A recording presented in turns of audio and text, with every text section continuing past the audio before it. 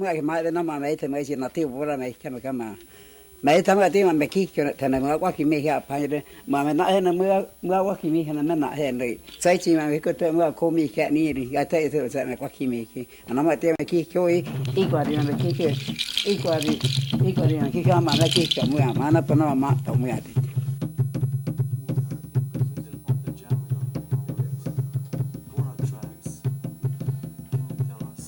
Yeah, this is a video of the Bora tribe. The Bora tribe, this community living off the Rio Momon, which is about 45 minutes, 50 minutes by launch boat from Iquitos. And yeah, they have their dances, their songs, their traditions, and so on and so forth.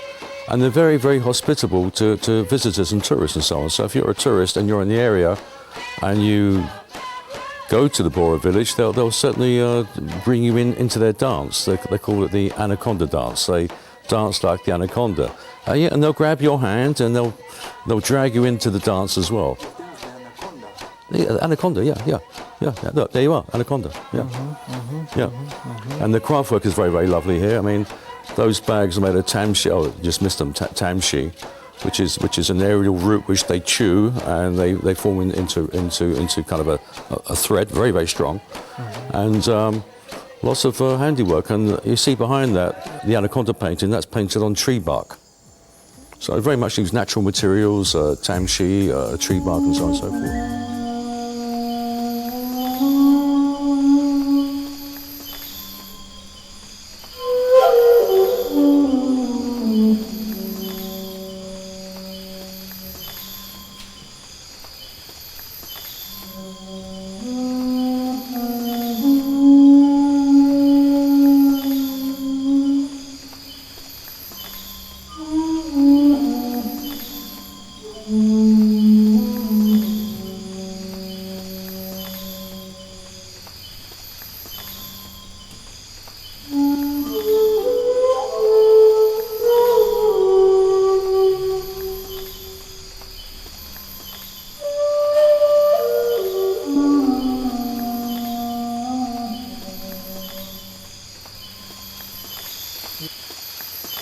Here we were in a different location, in fact, yes, but still in the jungle. Oh, for sure, yeah.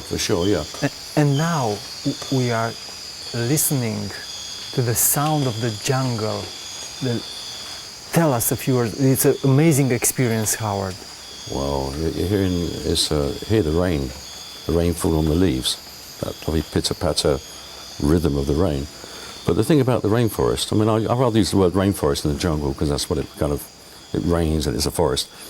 But it gets dark the same time every day throughout the year. 6:30 p.m. it gets dark because it's near the equator and so on. And when it gets dark, the jungle becomes alive, the rainforest becomes alive. And it's not just the sounds of all the animals and the insects which suddenly appear and so on and so forth.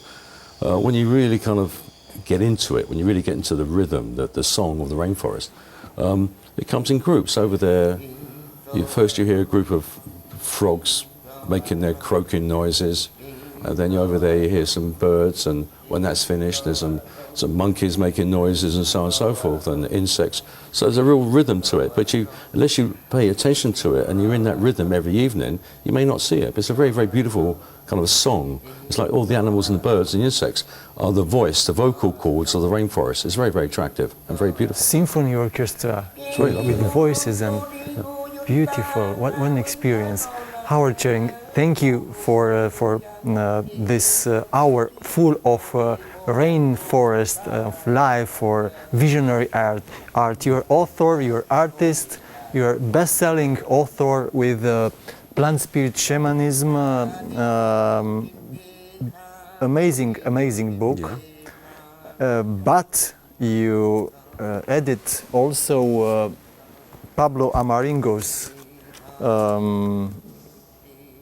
life, and you're very close with Pablo. Absolutely, yeah. Amazing personality, Pablo, and lots of story about it. And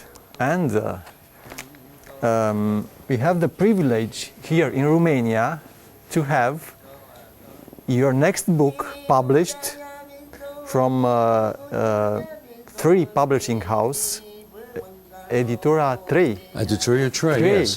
Publishing house. Yes. Allow me to salute Professor Vasile Demzan-Fierescu and Silviu Dragomir, the founders of the publishing house. Great job.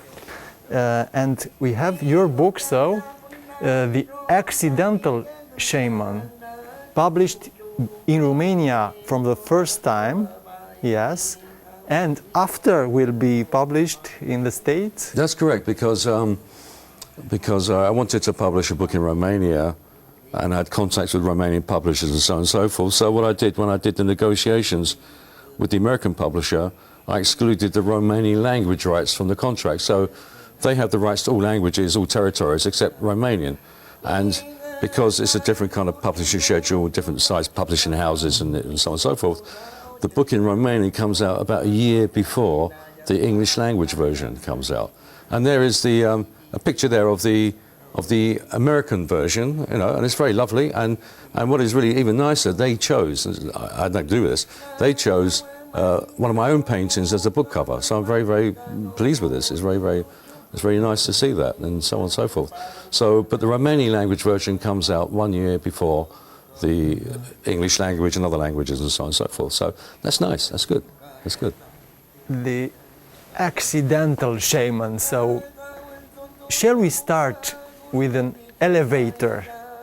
The most important elevator of your life, Howard. For sure, yeah. I mean, you see, that's nice, because let me tell you about the title of the book, because it all ties in, you know. I mean, I was going to write this book, because I had lots of material over the years. I chose as a working title something neutral, something passive, the shaman's this, or the shaman's that kind of thing. And I kind of wrote the book, more or less, on that basis, from a third person perspective.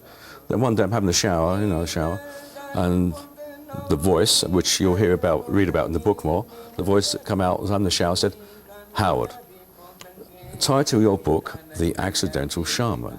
And I thought, whoa, wow, that's a really nice title, because it's a pun, it's a double entendre, you know.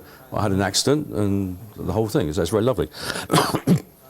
And then I sat down to think about it after the shower, that's a lovely title, I really like it. And then I realised I have to rewrite the entire book. The material was there, but the book is from a third-person passive perspective into a personal first-person narrative, and that changed the book. And to make it even more kind of scary for me as well, because it's your own story. My own story is going in now, you know, which is the theme of the whole thing. And what I learned, and the mistakes I made, because I've always felt that if you're writing the story, it has to be kind of honest and authentic, and that includes all your mess-ups, all the screw-ups, all the stupid things you have done, are part of it as well. So some of it, you know, is all kind of interesting, kind of ended up funny stories and so on and so forth. So I had to kind of go, do I really want to do this, you know? But yeah, I did it, and people who have read it, and the professional editors and so on, they loved it. So I think it's going to be really a lot of people not only will be entertained from my stories, but the stories are there to kind of, for me to give kind of a post-hoc rationale, a post-hoc explanation, and sometimes there are many exercises and practices that the person themselves can realise this particular experience as well. So yeah, so the Accidental Shaman, yeah. From a passive perspective, through an accident to an active and an amazing trip of your life. Yeah. I come back again to the elevator. Well, okay, well, there we are. It's actually in the first chapter, the whole story, because there's a lot happened a week beforehand. A lot of very interesting things happened prior to the accident, which it's in the book anyway, so it's just promotion for the book. Anyway. But anyway, I had an accident, a elevator crash, and crash. This means we've counted a little bit. So 15 meters. It was 40 feet, which is 15 meters, free fall, and I went to the elevator. So I say lift, Americans say elevator, so I say both. You know, I pushed the button to go up. Yes. And suddenly my stomach was in my mouth. Wow. And I'm thinking, this is not good. This is not going to end very, very well here. And then I realized I was going to die. This is where I die. And I did. You were alone in the elevator? I was alone, yeah. And I was gone. I wasn't here. I mean, my body was somewhere, disappearing somewhere. I was gone. And I'm somewhere, I'll just say somewhere, so I can say, and I was still conscious and aware. And you felt pain in your body? Let me finish. Okay, sorry, please. Finish. And I was somewhere and I was conscious and I was thinking to myself, I do not want to die. And then I found myself back in my body. And time had stopped. I mean, we're talking seconds here, but time had stopped. It felt as I had so much time. And I thought, what can I do now? And I realized, let me try and jump up in the air, because in the cartoons they jump up in the air and blah blah blah. But of course you can't move because you're in free fall too. You've got box around you, but you're in free fall too. And then I realised I just knew exactly what I had to do to survive. I reached in my pocket and took out my tissues, my tissue things, and I put them in my mouth like this. Then I went onto my haunches. I crouched down. As soon as I'd done that, the elevator smashed into the bottom. And if I hadn't had those tissues in my mouth, my jaw swung straight up, my tongue would have been chopped off. And because I was in this position, this kind of position, I survived. Though I did break my neck and break my back, I wasn't fatal.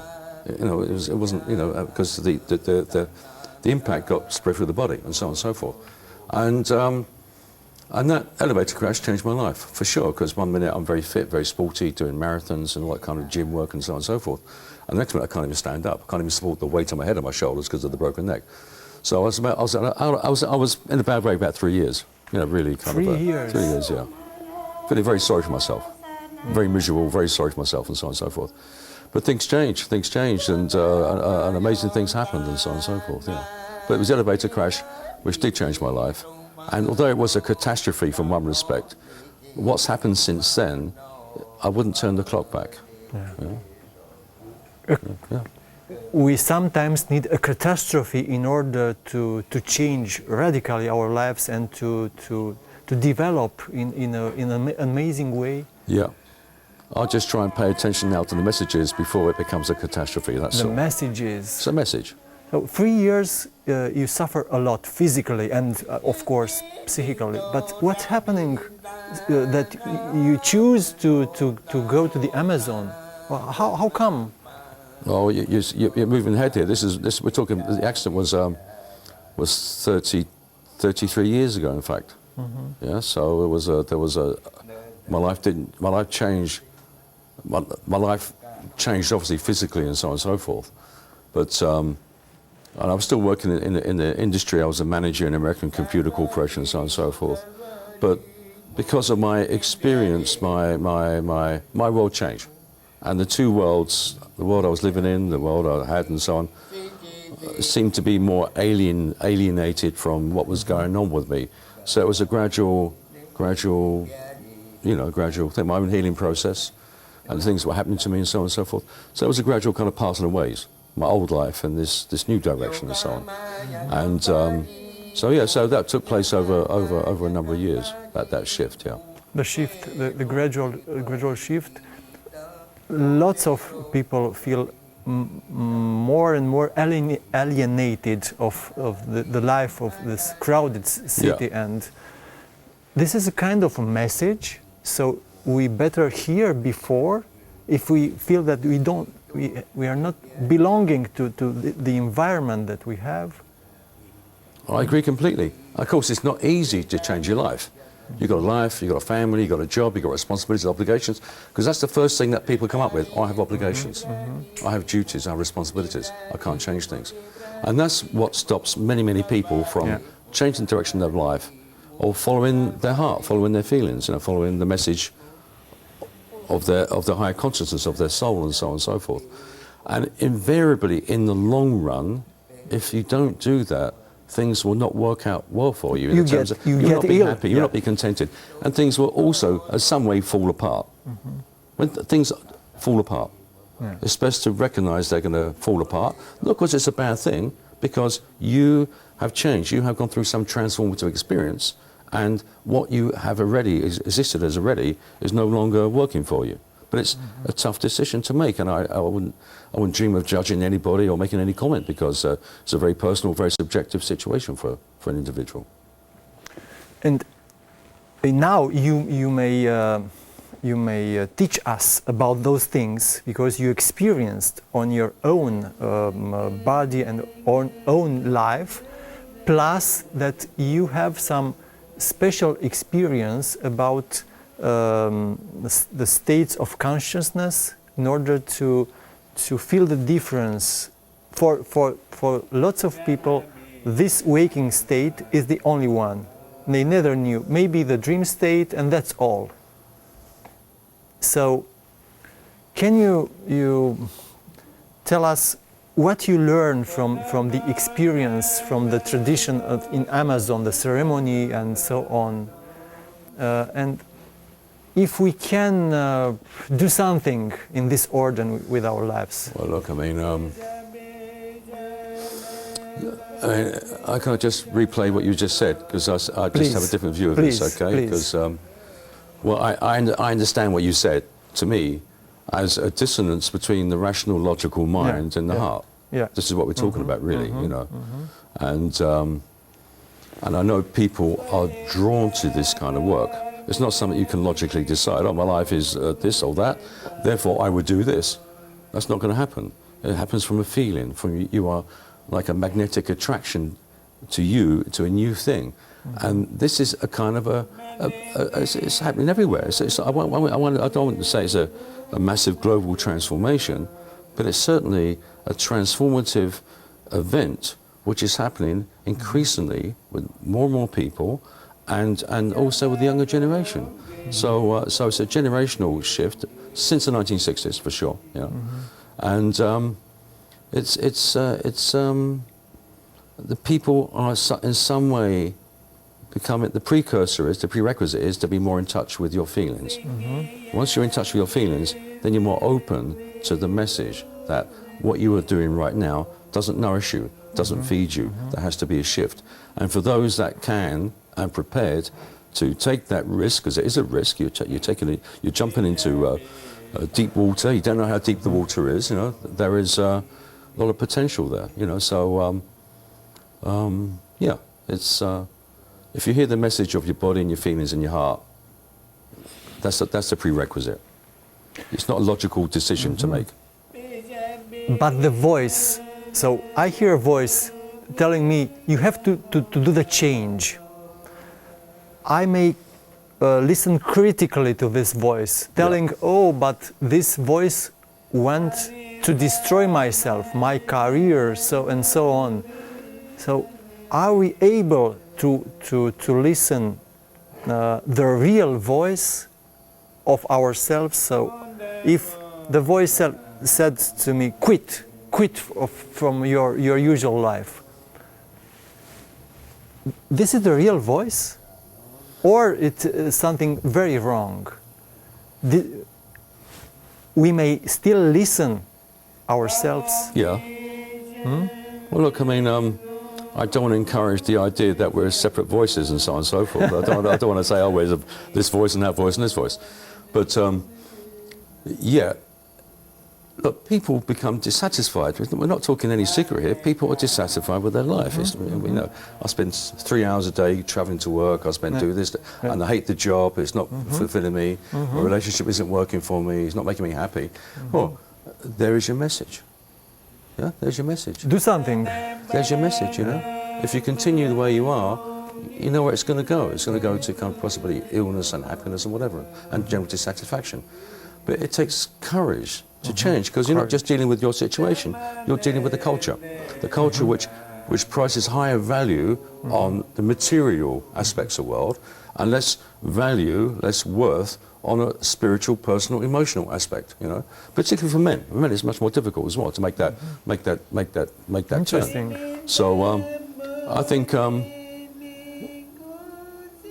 if people can listen to the voice, I'm not speaking about a real voice speaking, the voice of their body, of their heart. If they can get in touch with their feelings, I think, and they're prepared to take a deep dive into the unknown ocean, that's an adventure awaits them. Okay. Yeah. Because as long as, when they realise that what I'm doing now is not making me happy, what's the point?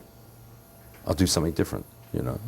So yeah, as I said, it depends from individual to individual, but there's also the cultural, materialistic baggage, which people have to deal with too, you know. So yeah. You have courage, you make this shift, this change, and now maybe come back in the jungle. We are hearing something on the background. Yeah. Some voices. What we are hearing? Well, what you're hearing actually, excuse me, you're hearing is a Shipibo shaman, Benjamin Ochavano.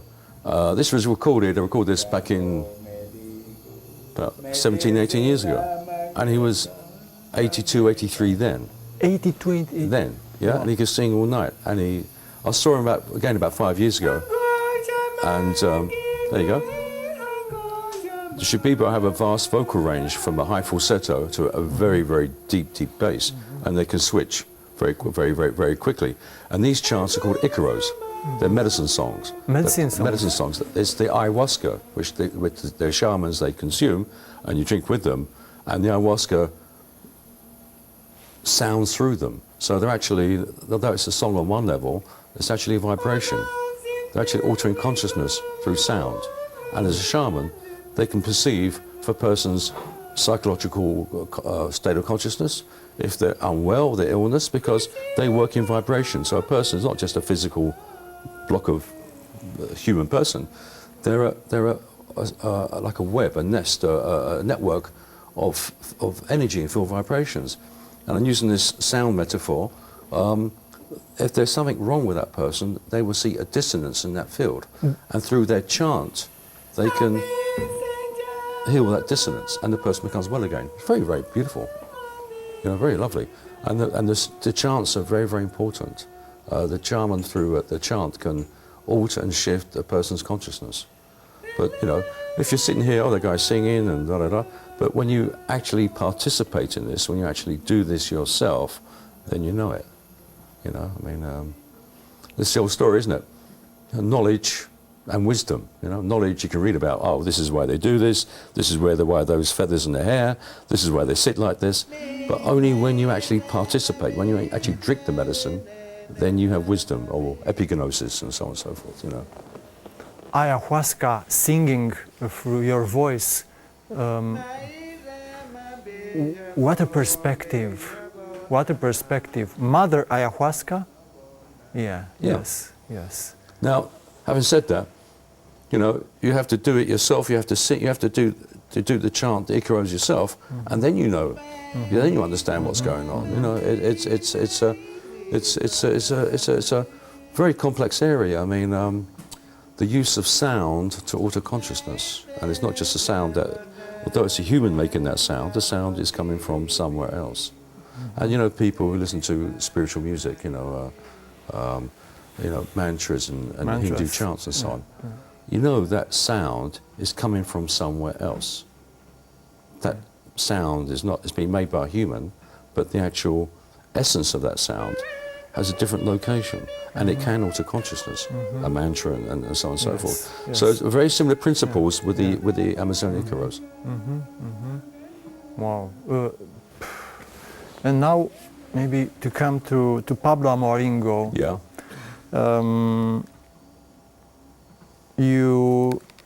It's a kind of master for you. It's your master, Pablo. Absolutely, yeah. Please tell us, evoke your master. Amazing story of Pablo, and the amazing picture, and I think this connect also with the event that you organize in Romania. So, for sure. So let's start with the roots, with your meeting with Pablo, please. Yeah, well, I knew about Pablo. He published a work back in 1993, and it has some of his paintings and some of his detailed explanations and narratives. And suddenly, out the blue, because there was nothing like this before, suddenly you've got this visionary art, this understanding of the indigenous ways, the plants they use, how they live, and so on and so forth, being presented. And it was like a bombshell. It was like a bombshell there was nothing like before. And so some years later, I went to Pucallpa to visit Pablo, and became friends, and I started to collect his work as well. And that was, and then talk about another visionary experience.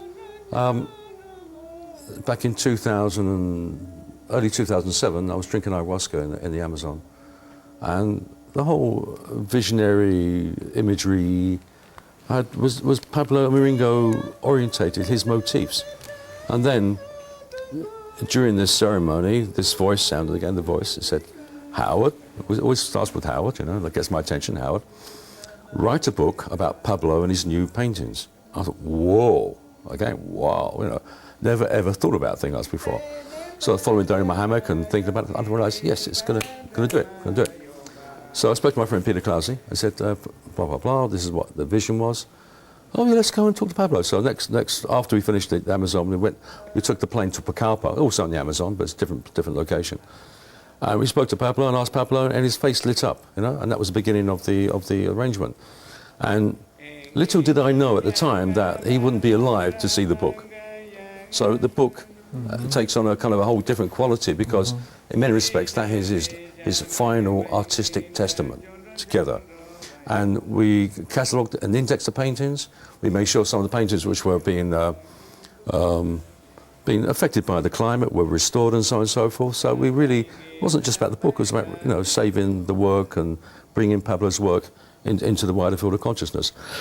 And Pablo has influenced a whole generation of artists, a whole generation of visionary artists, follow on from the Pablo Maringo style. I mean, he's a source of this kind of this merging of indigenous awareness, of plant knowledge and wisdom, and so on and so forth, and the ayahuasca, and also very importantly, the kind of the celestial beings, the higher forms of consciousness and awareness, and the ultimate different dimensions, and so on and so forth. Other fine artists, for sure, no doubt, some other fine artists who paint in Pablo's style, but none has the background, the wisdom, the knowledge, because Pablo could speak about 2-3 hours about each painting. Each painting. When I was going through the book with the paintings with him, it was like I was going forensic. I mean, each motif had a particular meaning, the position, this juxtaposition to another motif, and so on and so forth. For example, what we have here on the wall, it's just a piece from. This is just a piece of a painting. Yeah, painting. Yeah. We may see here some silhouette with people with. It's like a candle. Yes, it's like in a light, in a flame. It's I mean, a lot of Pablo's work is allegorical. You know, I mean, we've seen here those snakes with ears. You know, they're not just snakes. The snakes, yes. They're kind of mythological, semi-legendary creatures. The Sachamama. They're manifestations of the earth, and so on. And the Sachamama with the Waramama, the sky serpent, with the Yakumama, the water serpent. They live in a kind of a rainforest environment. So the earth produces the water rises, goes to the clouds, it comes down to water, and so on. There's a whole ecological cycle in these things as well. But he's represented them in an allegorical perspective. And there we have an ayahuasca spirit here. That the gentleman on the left, or I call him a gentleman. The being on the left is a celestial being, being one of the spirits of the ayahuasca, and so on. Yeah. The spirit of the ayahuasca. Now, a rational mind would tell what spirits. We have drives in modern psychology. Maybe it's something like that. So, the question is: are there some objective being, celestial or other kinds of being, existing and influencing ourselves? Well, a yes and no to that one, yeah? I like those A kind of yes and no answers. to that one, yeah? Because for a start, I mean, okay, modern science does not accept that plants, they might humans, I mean, have a kind of a higher consciousness. I mean, it's not in the scientific field. So as I said before, so to find out for yourself, yeah, there are practices and methods been established, time-tested for thousands of years. These practices have gone for thousands of years, where a human can become more plant-like. To access the mind of the plants, the consciousness of the plants, we are kind of monkeys. To a plant, we're monkeys. You know, we're just monkeys without much hair. That's all. So we have to quiesce our monkey human attributes and become more plant-like, and that procedure is called, the process is called the dieta, the diet, in which we quiesce our animal appetites, reduce our kind of libidinous thoughts and activities and so on and so forth, to become more plant-like. And the more plant-like you can become, the closer you can become to the plant consciousness. So although you and I can sit and talk about this for a long, long time, the only way to experience this is to do this, is become more plant-like and so on and so forth. And what is interesting here, you see, this is not just kind of woo-woo, fancy, nice stuff here. I mean, this saves lives, because through this connection with the plant mind, the plant consciousness, the curanderos, the shamans, know which plants to use for people who are ill, people bitten by lethal venomous snakes and so on and so forth. They've got serious diseases. They know the plants, the combinations to do this. And you ask them, how did you know this? Yeah. Oh, the plant told me. And the healing rate, it's important. So there are not just some cases of healing. Look, I mean, humans are humans, right? You know, wherever they are. If these guys weren't being successful in their healing work, they wouldn't be doing it. No one's going to tolerate a guy who has like 1-2% healing success. No, they do the work. They're part of the communities because it works. And whether you believe it or not, it's not you have to believe in this for it to work. It's irrelevant. Yes. And I mean, it's fascinating. I mean, let's talk about ayahuasca, for example. I want to talk about two plants, actually, two plants. One is ayahuasca. Ayahuasca is a mixture of a vine and a leaf. And so of all the thousands, and we're talking thousands Of possibilities, potential, how do they know to brew these two together?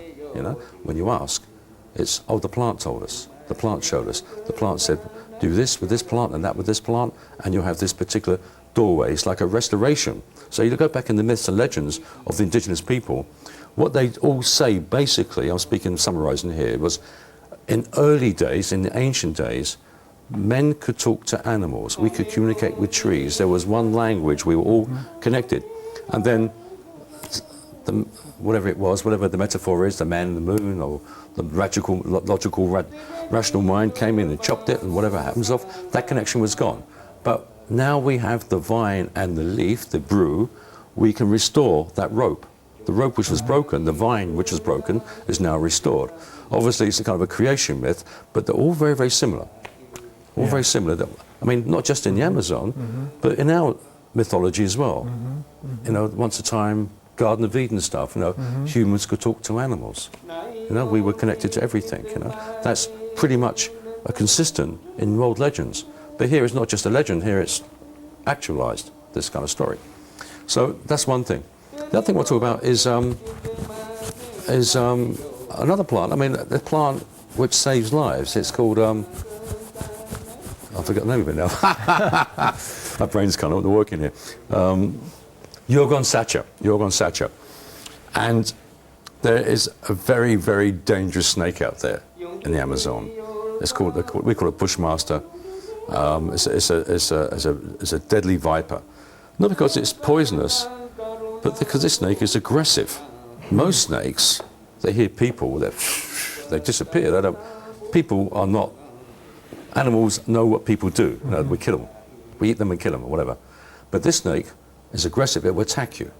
Very few snakes will attack you, and it can strike at about 3 meters, this snake can, you know. And once it bites, a big bite, you're going to be dead within an hour. I mean, there's no survival. But there's a plant out there called Yorgon Sacha, and the stem of the plant looks exactly like the skin of the snake.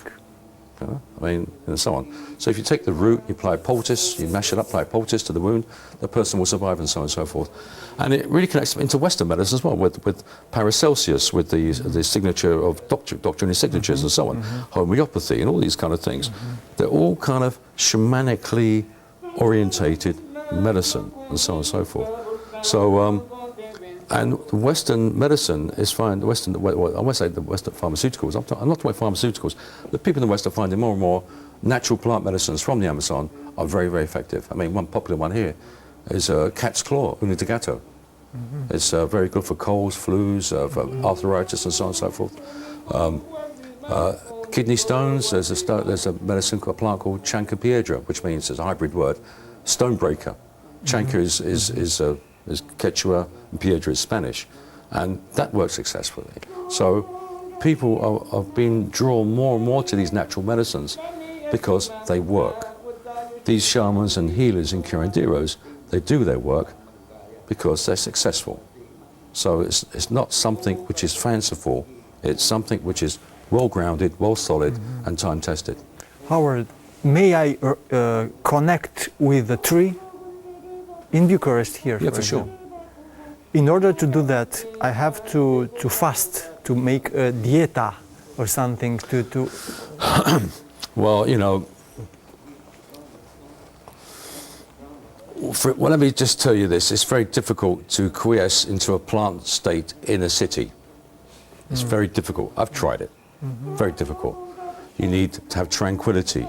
You need to be in nature, because there's this noise, mechanical noise, there's cars, there's pollution, there's a lot of rushing around. So it's very difficult to be in that state of consciousness in the city. So if you were in a retreat somewhere in the countryside, I'll say yes, for sure. Yeah. And I can tell you stories. I've tried these things, you know, and I had to stop in the city. I just had to stop doing it. You get too sensitive. You can't function properly, you know. So yes, for a start, you have to. The first thing is about your attitude to the plant or tree. The first thing is to have a friendly attitude to the tree, the plant. You're interested in the plant. Something about the plant attracts you. You find interesting. You draw into it in some way. So they're the invisible, kinesthetic signals to say this plant is interested in you, not something to think about rationally and so on and so forth. And then if you were to do follow the diet with a particular tree or plant, yeah, it's possible, yeah, for sure. If you've got some time in the country, yeah. In the country, yeah. Coming back to your voice, to the voice. Yes.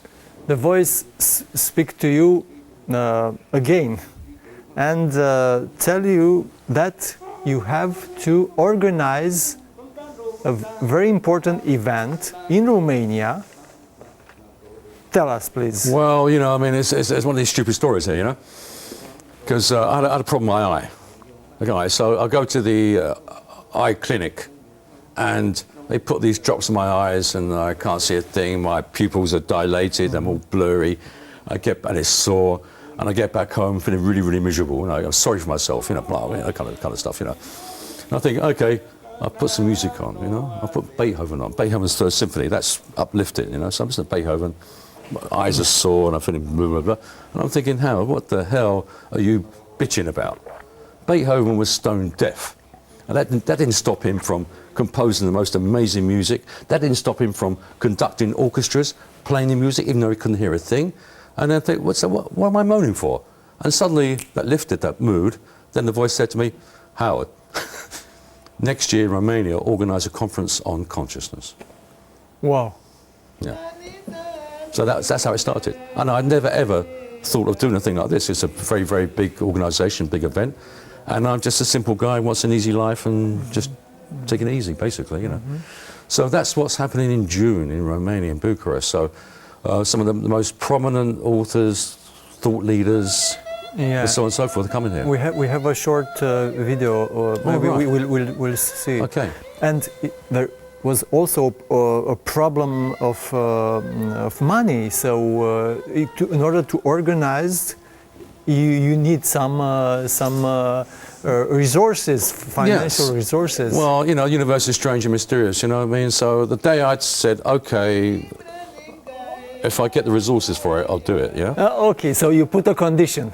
Yeah, for sure, yeah. Yeah. The following day I get a call from New York where I had some Pablo paintings for sale, and they told me they sold a few paintings, and that was the money for the conference to start it off. Wow, amazing. Can you tell us who we see here? You see in, well, that's Richard Grossman now, that was just Terence Mckenna a few moments before. Okay. Richard is a... Let us look here. Oh, this is bigger, yeah. Yeah, Richard is oh, that's Helena Balkia. I mean, you know, she's a fabulous dancer, and Dennis McKenna. The McKenna? This is Terence McKenna's brother, younger brother. Oh. And that's Nana Narwhal. She's a very wonderful visionary artist and teacher in shamanism. And she's, you know, we're looking forward to having Nana here in Romania. Yeah. For the first time in Romania, will be the... yeah, all their first times, yeah. This is, Elena's from Spain, Richard's from the United States. And he'd be talking about ayahuasca ceremonies, and he's doing sacred sound as well. He's also a doctor of Oriental medicine as well. And I don't know who this guy is. I mean, who's this guy here? God. What's he doing there? Oh, who is it? No, I like his shirt though. That's about it, really. Okay. Sumiruna Awakening. Yeah, Sumiruna. Yeah. I mean, the conference is kind of inspired by and dedicated to Pablo Maringo, and he used the word Sumiruna. It's a Quechua word. Sumi means, roughly translated, means expanded, greater. Runa means person. So it means an expanded person. And in Pablo's hierarchy, spiritual hierarchy, it's the highest form of shaman, the highest form of spiritual endeavor that a human being can attain. And allegorically speaking, it's also it's an allegorical aspect of the evolving human consciousness. As we evolve, we go through different kind of levels of consciousness and different levels of shamans, different hierarchy, until we attain a Sumiruna. So it speaks on many, many levels. So that was the name of the conference. Yeah. This came, the voice told you the name, or the, No, I was just told to do it. Wasn't given the name. Okay. Just said, Howard, do it next year. Do it next year. Yeah, yeah. We are very lucky, and I think. So Dennis McKenna, we know also about his brother. Yeah. Dennis is a scientist. Can you tell us about the two brothers? Well, I mean, Terence is Terence McKenna is kind of a legend in the alternative consciousness, high consciousness, kind of entheogenic and hallucinogenic world. I mean, he was a very prolific author, a very prolific talker, and very inspirational. I mean, the one that to listen to some of his lectures and talks and some of his videos is really, really exciting. He passed away. He died in 1999. Yes, in Hawaii. Yeah, yeah. And Dennis, although the quieter brother, he was doing all the stuff that Terence was doing, and he's professor of pharmacology, and recognised authority on hallucinogenic medicines and plants and so on and so forth. Yeah. And he's got some wonderful stories to tell as well. Yeah. Because he was there, all the things that happened with Terence, Dennis was there as well. Yeah. A story. Howard, may I ask you about the voice? So, what is your voice? Who is your voice? Because it's very important for all of us to know that we may also find our voice. A voice can tell us for sure what to do in order to fulfill our lives and to have a significant life. Well, look, I mean, it's a subjective thing, okay? So it's not for me to say this is how it is, this is how it should be. Every person will have their own kind of thing, but I'm talking not euphemistically, I'm talking about a voice, an external voice, yes, like a guide, which speaks to me. Yes. Yeah, and it started, and the first time it started was my broken back, and it came, with a vision, and said to me, showed me, Howard, wake up. I was sleeping, I was like, Howard, wake up, Howard, wake up. I thought, there's no one there, and they said, look, and in the middle of the room was a picture came, and it was showing me, the voice was showing me, showing me, exercises I needed to do to get my back well again. And that's my first introduction. And it happened quite a few times, this voice has appeared. And what is it? Now I can speculate. I can say it's an external spirit guide. I can say it's a higher form of my consciousness is communicating with me this time. It doesn't really matter. I mean, you know, I don't want to start getting this is them, this is me, and so on and so forth. But I see it more as a part of me, a part of my life, which guides me, instructs me, you know, at certain times. Wow. Can you come back just a few seconds about the first time when the voice came to you? So the voice told you the precise exercise to do in order to heal. That's correct. And what kind of exercise? Amazing moment. I'm not going to do it on the floor now. Okay. But okay. But I had to lie on my back, lie down on the floor, on a hard surface, and bring my legs, because my legs, my knees weren't bending, is to bring my legs as much as I could to my chest, slowly and gradually increase that, and so on and so forth. Yes. And what happened was, over the period of months, my back started to get flexible. I was doing this very regularly. It was a very beautiful, a very kind of entertaining kind of experience, you know. So not a scary experience. No. I was sleeping, and I heard this voice, Howard, wake up, Howard. I woke up and there was like no one there, and then I listened and the voice spoke. It's generally a one-way thing. It's not like I engage in a dialogue. I'm told to do something. I'm not like it's a dialogue. Yeah. Do you feel a lucky person and a happy person now, looking back to all your life and all that amazing stories? I can say I have an interesting life, yeah. My life isn't boring. It's an adventure. Adventure. An adventure for sure, yeah. I mean, sometimes I'm happy, sometimes I'm miserable. Hey, what the hell, you know? But I can say it's an adventure, yeah, for sure, yeah.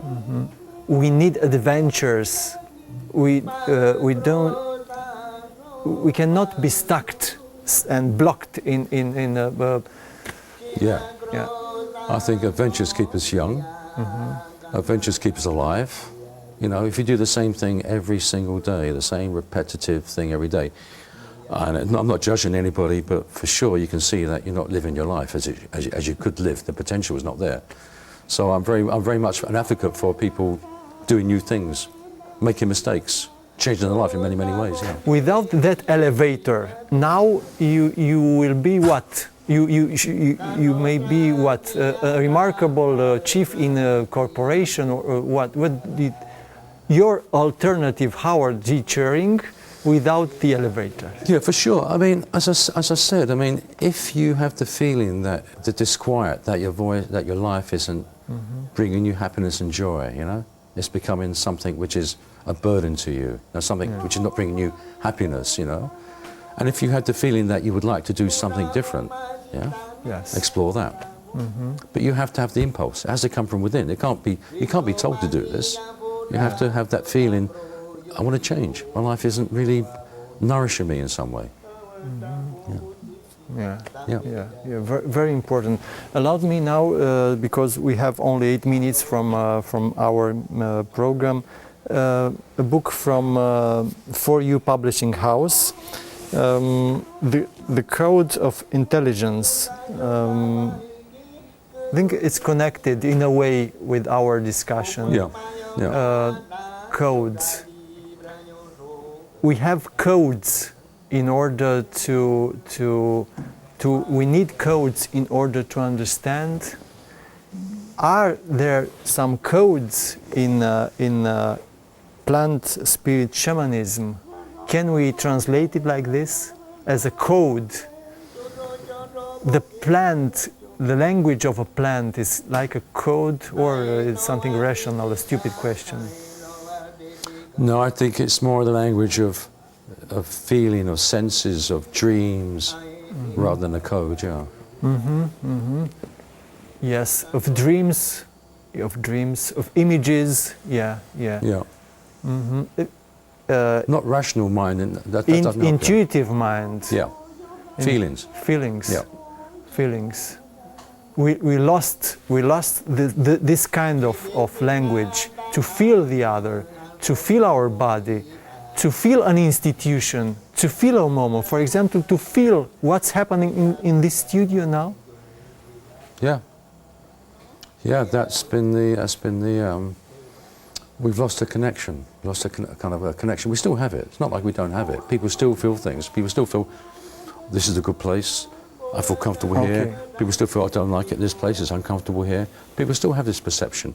But that hasn't changed. That we have everything we need, but what's changed is we judge it. We dismiss it.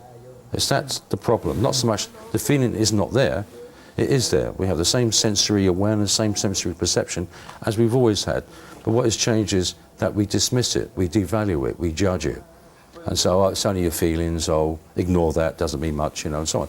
So it's kind of a cultural, materialistic, I'm using that word materialistic, I think that's the key to it. The cultural materialistic, does it have shape, does it have form, does it have tangibility? And that's what judges our feelings. I mean, and I think a person who says, I feel this is the right way to do it, this is what feels right for me, would tend to get kind of more judged than somebody says, my calculations indicate that this is the way to do this and this is the best method and so on and so forth. See, intuition is what we all want. We all want intuition, but people don't trust it. We have it, we don't trust it. So it's a question of biting the bullet, it's a question of trusting your gut. And that takes, again, courage, you know. But we tend to be more, and I said, in our rational, logical, scientific, materialistic state of consciousness. But that is changing. That is changing, you know. Values are changing. So we still have it, everything. We have it. We haven't lost anything. It's still there, except how we view it, our perception of it has changed. In your remarkable book, The Accidental Shaman, yes, there are some exercises you told me. Yeah. We only have 5 minutes to tell us one of those exercises, to have a taste of Well, you know, I mean, I wrote the book last year. I sent it off and I looked at it once. I haven't read it again, so I have to really think about this. You know, yeah. When you write a book and you know you move on. But exercise, yes. Oh, yes. I've got some very good exercise in there, actually. Please, Howard. Yeah, exercises. You know, I mean, exercise is to look at not just your life but your death as well. The death. Death. Oh. I mean, death is a taboo in our society. No one talks about death. Yeah. But everyone dies. Yeah. Everything's going to die, Yeah. but we don't talk about this. No one actually talks about the thing that everybody's going to experience. It's beautiful, the last 5 minutes of our program, to talk about the dying moment, please. Yeah. You know, what if there were a way, you know, and also, why I'm coming, I mean, I'm talking about an exercise, but it's in the context of an entire chapter. Yeah, a different perception, yes, and so on. Because we perceive time to be linear. You know, time goes in like an arrow in one direction. But that is not how time is actually is. It's just our subjective, linear perception of time. From a quantum mechanics time, there is just one moment in time. And this is a convergence of the latest scientific thought with some of the ancient principles of shamanism and philosophy and so on. So it's a wonderful time, this convergence. So the whole chapter was working with this convergence of modern scientific wisdom and ancient wisdom as well, and about time. Now, in some respects, you know, if you can see your death as a signal to how you live. So, and this happened to me. I had an experience in which I was speaking to this voice, again, the voice, you know. It was very eloquent, very poetic, very beautiful. Luckily, I was speaking to recorder as this was going on, so I recorded it and could transcribe it later on. And the teaching was, you know, live a life that would lead to a gentle death. Yeah? So it's how you live your life, in this respect, determines how you die. And then I worked with this over a long time. And I was working from my pre-birth, before I was born, and that opened up a whole many new stories and experiences, and working with the death. And I came to the understanding through my experiences that how you die, you can influence how you die. You can influence your death. So in that respect, it's not time is going in that way, time is working as one consistent giant moment of now. And so in this exercise, it's practice, I talk about it. I mean, you're not there to find out when, how, what you die. It's not about that. It's the nature of your death. Nature. Is it a good death? Is it a satisfying death? Is it a death that you think, yeah, this kind of death that I will look for? Now, if it's not the kind of death that you're looking for, or you want, for example, then you can find out in this process what you need to do to change in your life now that will avoid or avert that death that you do not want. The death moment is a mirror of our life, and we are in the last minute of our program. Our program will die here, but it doesn't die, it begins. It begins. It begins. Yes. The end here is the beginning. The beginning. Because then people see it. Yes, and we are highly looking for the conference. Thank you, Howard. Thank you very, very much. Thank you, artist. See you the next. Thank you for the invitation. I much appreciate coming and talking to you. It's very nice. Thank you. Thank you. Thank you. Thank you.